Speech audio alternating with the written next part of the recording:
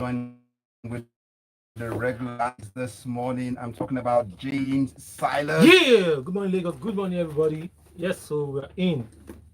Well, for anyone who followed last week, will know that it seemed like you're recharged and it seemed your power bank isn't far away. But let's say good morning to Oris this morning. Who is not the power bank, by the way. A disclaimer: Oris is not the power bank. But anyway, yes, I am back. Yeah. Good morning, Lagos. All right. Good morning, anybody listening. Okay, so with that said, we're ready to go. So let's also welcome our guest artist in the studio this morning, Olusegun, the lead of the Stallion Band. Good morning to you, Olusegun. Good morning, good morning. So today's show is really packed with talent. We'll take a breather with this piece and then we'll tell you why Olusegun is in here. Stay tuned.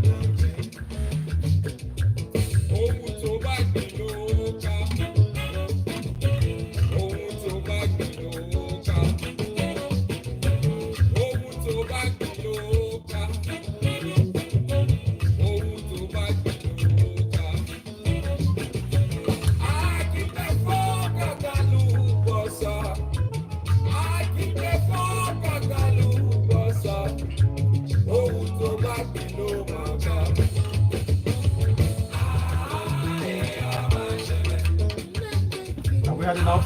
Yeah. Yes. So,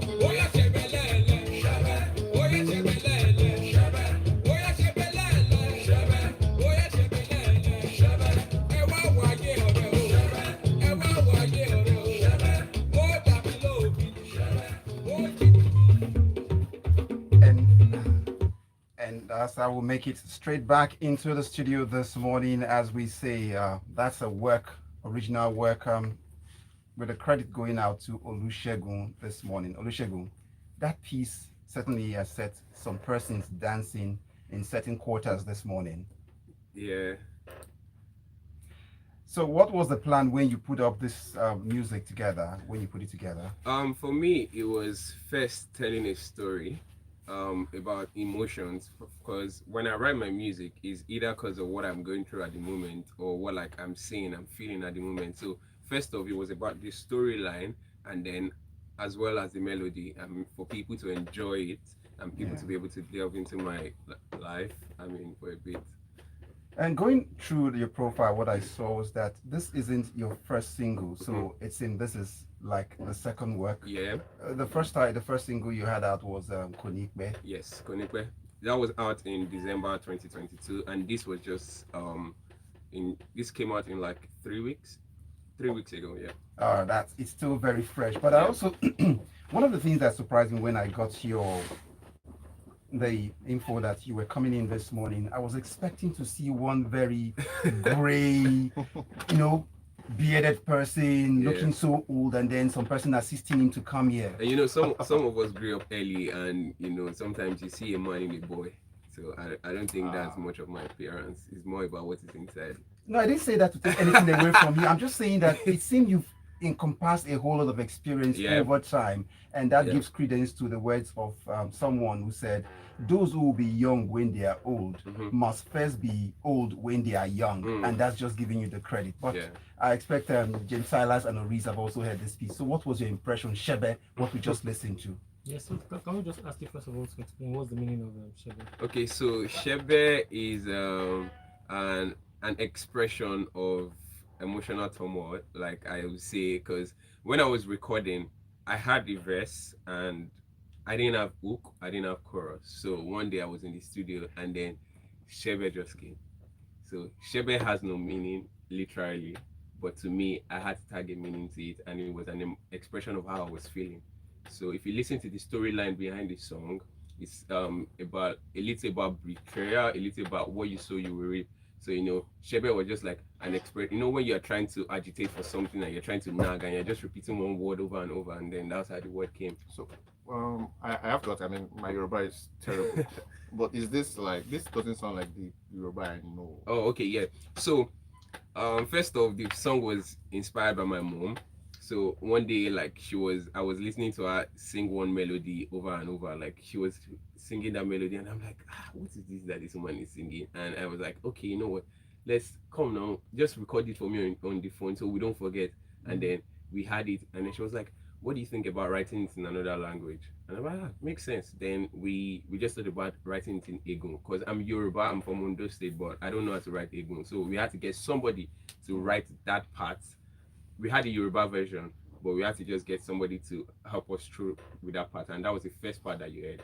So talking about inspiration that you just talked about, I mean, when I listened to the song the first time, I mean, it was reminiscent of the great Orlando War and the likes, So and that brings me to the question of who were your influences? Oh, okay. So this is a very great one because I've never heard people really talk about Orlando or what, but that's why those are people I grew up listening to, because I grew up around uncles that were musicians. My uncles were drummers. My grandfather used to be in the choir. My grandmother used to be in the choir. So in my home church, there's something called agbamole. It's a three-piece drum. My uncles used to play that, and I grew up, in that space. So I was listening to a lot of Orlando or Ebenezer Obey, Sonny Ade, Beautiful Nubia, all of these people, Lagbaja. Those were like major influences, and up until like I was 13 before I found Fela. So but like growing up, these were people I listened to. This is that's very deep in the folk business. Yeah. But I have to ask, it seems to me, I mean, this is a very tricky question, and I hope you can answer it. But it seems to me like you are situating a certain type of song in the past. Are there any? I mean, one would expect that, of course, anybody who can. If you're watching YouTube, you can see the young man. He's actually quite young, by the way. So, we're situating this music in the past where it seems like it belongs. My question will be: are there any plans? Are there any songs where you bring it into where we are at? Okay, so first thing that I will want you to understand is, whoever listens to my sound, whether watch me perform live or watch me and my band or listens to my music, there's something for you to pick. And there's a fusion of the present day even while still doing the past.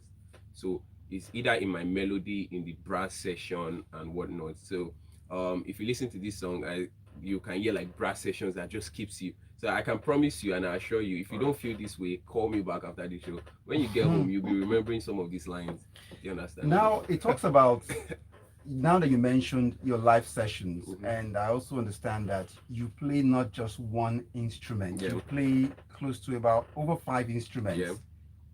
Which of these instruments would you say you mastered, or you were a jack of all of this? So primarily I play the saxophone. So the saxophone you're hearing in this audio, or you hear in this audio, was played by me. So I played all the saxophones by myself. I did the backup, and then big shout out to the Cavemen, they were on this as well.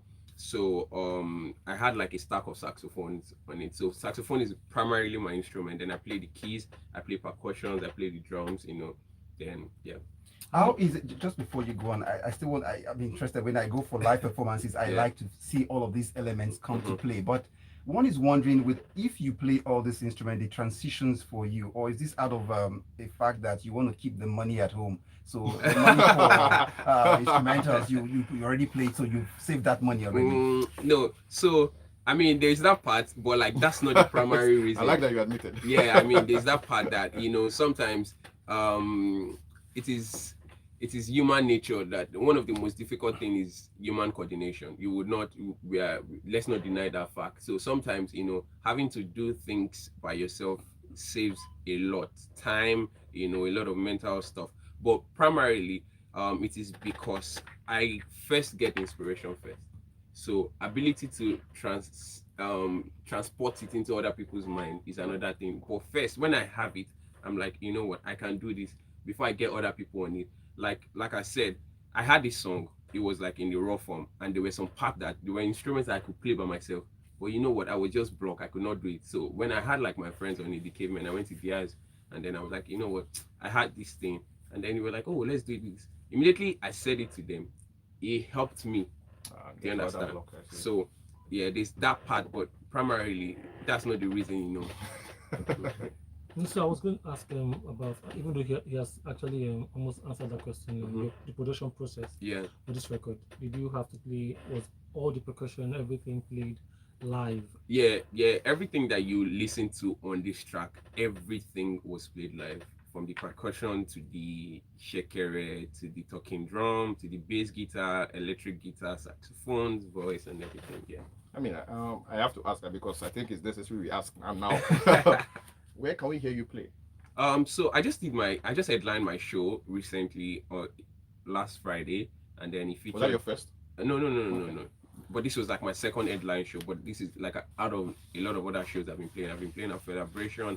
I've played at other big stages, and then it featured Made Kuti, Dotty the Deity, Oyizame. I mean, it was like a grand show. Yeah, so I just expect that I don't like you have some kind of regular. So yeah, I mean, like there are other things that we're working on, and it will be posted like really shortly. Okay. You understand? Okay. Yeah. All right. So for me, it just comes across at a time like this when others would begin to your age. I'm not no disrespect. I'm just saying when it feels like it's commercially viable to go into Afrobeat, pop and all of those. Yeah. To see you going back to old, I mean, don't they call you old school youngie? Doesn't it bother you? No, it doesn't, because I just knew I wasn't going to go that route. You know, because like I said, my uncles were like musicians, and I grew up like it wasn't something I needed to learn. It was just something I needed to grow up into. And the funny thing was, when I was really younger, my uncle used to play like Backstreet Boys, Westlife, Boys to Men, and all those people. But I knew them. I still know them, but I just knew that wasn't it. But you know, there was this joy when we turn on the TV in the morning and you can hear do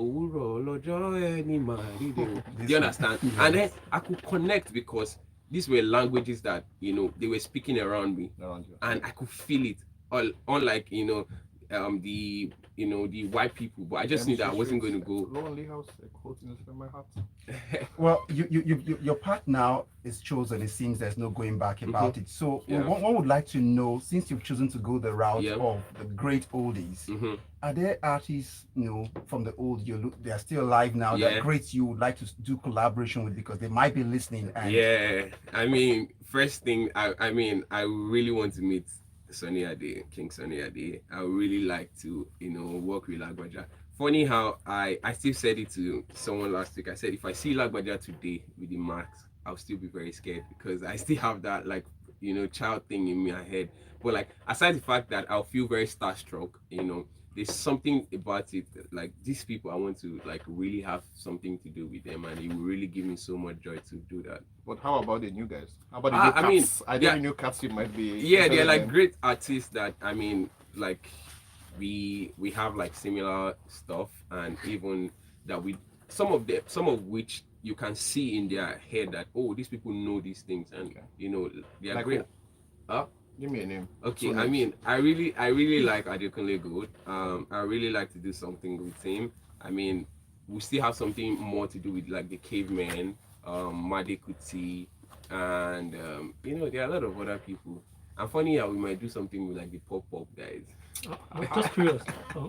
Outside of music, what you do right now, what else do you do? I'm professionally trained as I study psychology actually in uni, and so I also have a part in my folks' business, my parents' business. Yeah, so like I'm into the entrepreneurial space. So you can read my mind. Okay. All right, gentlemen, we're due for just this quick breather. When we come back, Olusegun is still here with us, and we dig deep into the stories inside the Grapevine after this time out. Stay tuned. And you listen to smooth. I should be nervous that you read my mind. Like a second. Pack your bags. So what for summer? Because your So Polaris visa card into like guarantees importing and exporting. Yeah, so like I manage. Yeah. That's why I say put it down. So what items do they Electrical appliances, trailers, and all this stuff.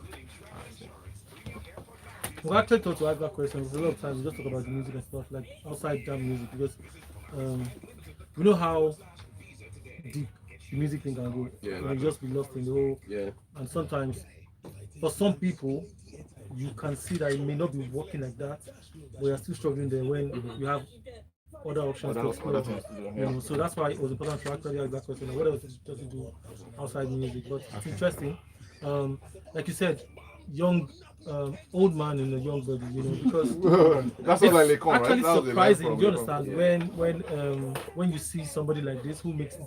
I mean, for people like for someone like Malik, who you mentioned now, we can understand that the family thing is only natural that it was going to be on that level. But yeah, but for you, it's when you different, look right? at him, you know. No, for me, I find that I'm looking forward to that Adekule mix. You really. But let me tell you something that's funny as Adekunle well. is no longer doing that. He hasn't he moved into. I Oris. feel like Adekunle has abandoned. Oris, that stage. you know the funny thing about music, this even with the artists, back then the likes of Lagbaja, Yeah. Sonny Ade and so, and Co were probably around. I mean, I don't know how old you are, but I'm 23. do you understand? They were probably in that same, maybe not so young that, but they maybe were yes. No, but yeah, I'm sure they mean, probably were. KSC Yeah, has celebrated but I guess- 50 years on stage. James, has it but not? yeah, but the difference I think is that at I the see, time, I see where you're coming from. at the time Olusegun is singing, pop music is no longer juju music. There's a time in which in Nigeria, juju music in my father's house they play juju music, and we are not Yoruba at all. Yoruba. Yeah. You get so there's a time when juju music was pop music.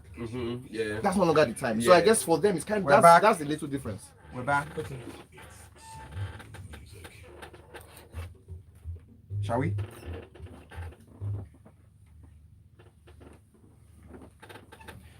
We're smooth 98.1 FM. You're welcome back. It's still the Grapevine. I still got James Silas here with me. Yeah. And Oris also. I'm back. Olusegun. Yeah, welcome back. All right, Shebe, just give us that sound once more a bit. Oh yeah, shebelele, shebe. Oh yeah, shebelele, shebe. Oh yeah, shebelele, shebe. Oh yeah, shebelele, shebe. Also, If you're on YouTube, this is a treat. It sounds like one of those gospel songs. Yo way. Oh yeah, yo way. Which is from my side, which is from South by yeah, you know? I get off what he was trying to make now. Okay, so let's Olusegun would use your service right now because having looked into your own aspect, it's time for us to also beam the searchlight on some of your co-artists also. So the first story here for us it will be Yemi Alade survives car accident in Spain, and that's what the story is. So, but first I'll go to Oris and then we'll take the round. Yeah, I mean, all I can say is it's a good news, right? I mean, we still need her. We are not. I don't think Nigeria as a country I don't think we are collectively big fans of Yemi Alade. But that doesn't mean, of course, we don't want her. We don't want her around. So of course, so good news at least. When you heard the news, James Silas, what was the first reaction you got? I mean, I just feel like life accidents happen. Yeah, But I guess. you just don't want people that you know, or maybe no matter even your enemy, you don't want them to be involved in a situation like that. So really, when I heard that, I was like, oh, anyway, thank God that she's fine.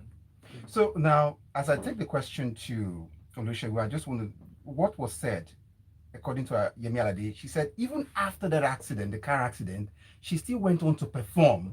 Then later on, she was hospitalized. Have you had situations where you have to perform Yeah, the show because must go if you don't, the show must go on even when you are down? Take us through. Oh yeah, I have.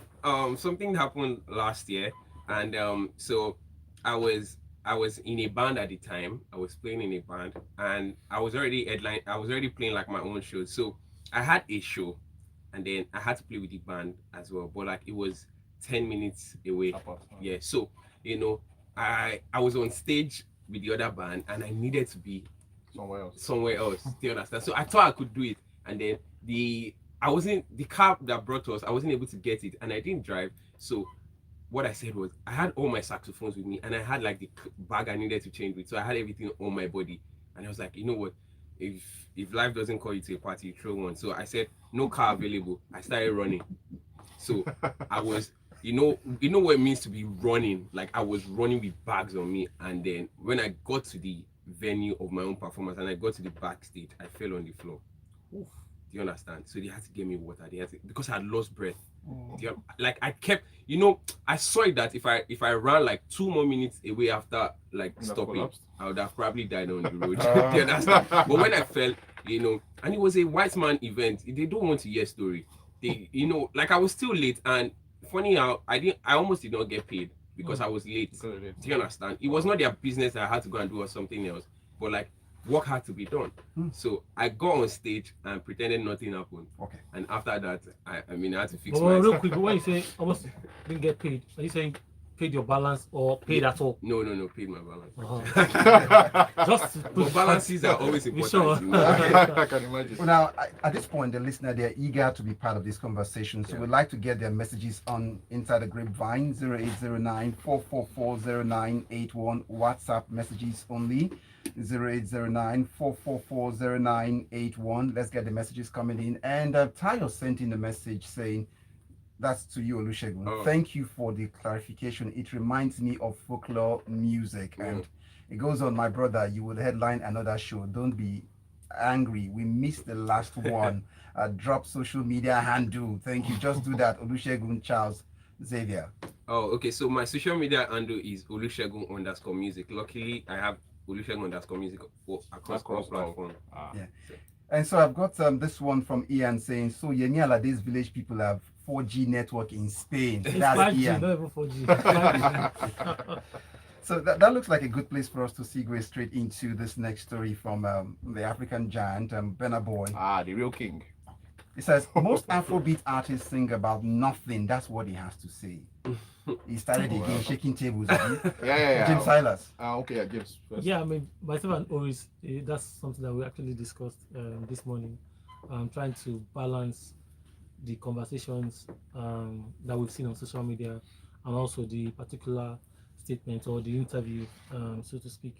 And the truth is that if we have to go around on this story, we will not, we're just on time. It's a big, fat, juicy story. But I think I'll leave it at a situation of, at a, on the table of opinion. It's arguable. It's in some instances arguable, no matter whether either for or against. But one of the things I want to really establish here is that in every situation, when somebody says something about a subject matter, if you are going to either go against it, especially when you want to go against it, we should still do it respectfully, without being rude or condescending in any way. Now, one of the things we know about Burna Boy is that Burna Boy is unapologetically Blunt. on his own lane. Burna Boy doesn't see any other person. Even when he acts like he's cordial with anybody, he still doesn't see anybody. He's on his own, and then he said it. So it's also important that when you see excerpts of interviews, look for the actual full interview to make proper context of it. You understand? So no matter how I feel about what he said, because for me personally, like I said, I was discussing with Oris this morning. Out of a way beyond sentiments, we've always had that situation where we think and believe that a lot of the songs that we have on the scene today, if you want to listen to them critically, do not make sense. They don't. It's just, look at today. This morning we're talking to Olusegun and the and his music. This is somebody who is not particularly Lagos State. A lot of people in Lagos State don't even know him. This is literally not even. You count maybe 50. You won't even remember that there's some guy that's making music. Do you understand? However, when you now table the music, you see great music, fantastic songwriting, from instrumental to the lyrics of the song. So I think we a lot of people, when it comes to music, they even with listen to the surface. They just whatever. But when you want to really listen to fantastic song, you have to probably go way deeper into. I mean, I'm on a jury of one of the awards in Nigeria here, where I am privileged to listen to a lot of music, even both whether the award is on or just outside the awards. I listen to a lot of music. And you need to listen. You need to actually be critical. You need to be sure and know what is happening when it comes to the music that I put out there every other day. And Burna Boy is not particularly wrong, but sometimes I feel like the way he presented the facts made it sound offensive. Well, and tell me, my view is very clear. Burna Boy is 100% correct. Unfortunately, we are in a country where if you say anything that might be too truthful and maybe a little uncomfortable, people attack you, because there's absolutely no reason why anybody is insulting this man online, which of course over the past 2 days they've been doing that on Twitter. I think Burna Boy is entirely correct, which is not to say that he's always correct, but I think on this particular time he is right actually. I don't know about 90%, but of course that's that's just rhetorical. No, let's even no. At this point, I agree. You say he's correct, but let's even flip it to his own work. All of his work. If we were to go by this, just a moment before. No, as you respond now, I'm just saying. If we were to use the same yardstick by saying all Afro, most of them sing about nothing, can we not say the same thing about most of his songs? No, we can't. Most. When you say most, no. I didn't say all now. I'm just saying most. Whatever you say, honestly, you can't. You know, here's the thing. In that same interview, there's something he said in one of the excerpts that has been going online, where he says that he feels that because an artist, he's also a person as well.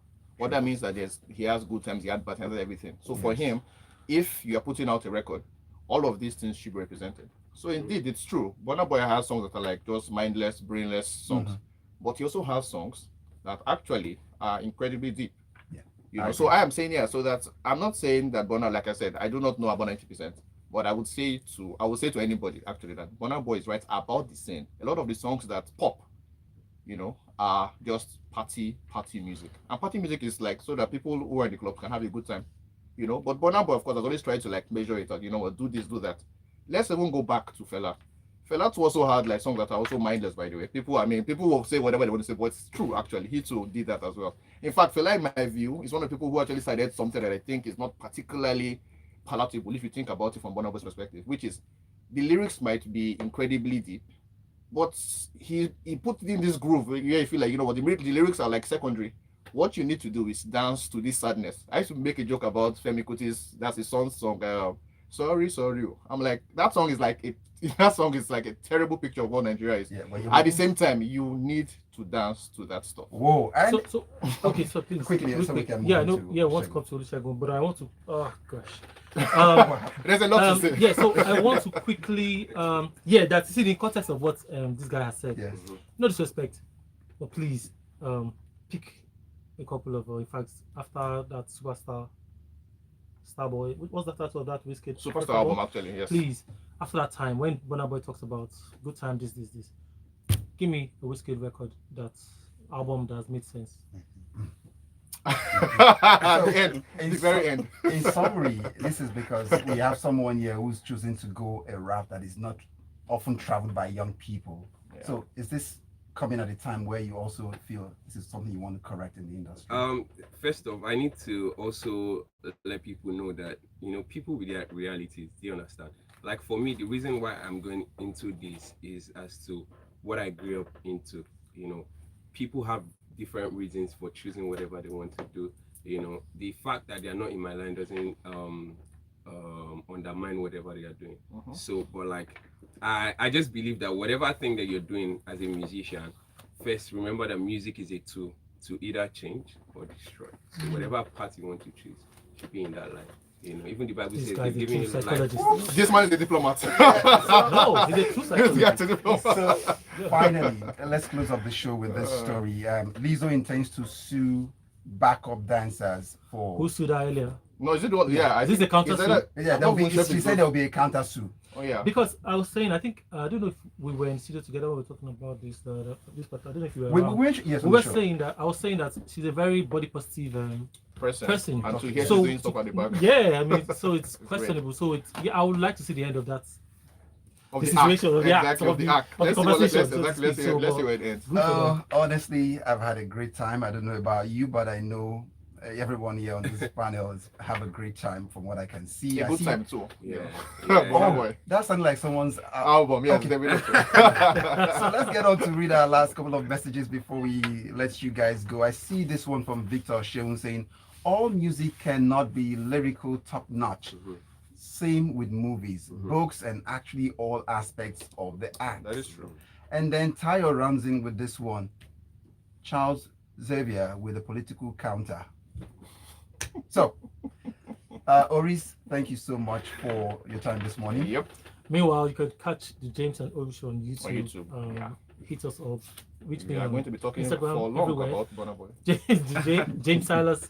No, my social media. So that looks more like discussion continues after this time out. Yes. That's what you guys are saying. So let's finally wrap this up by saying thank you to Olusegun. Yeah, thank you.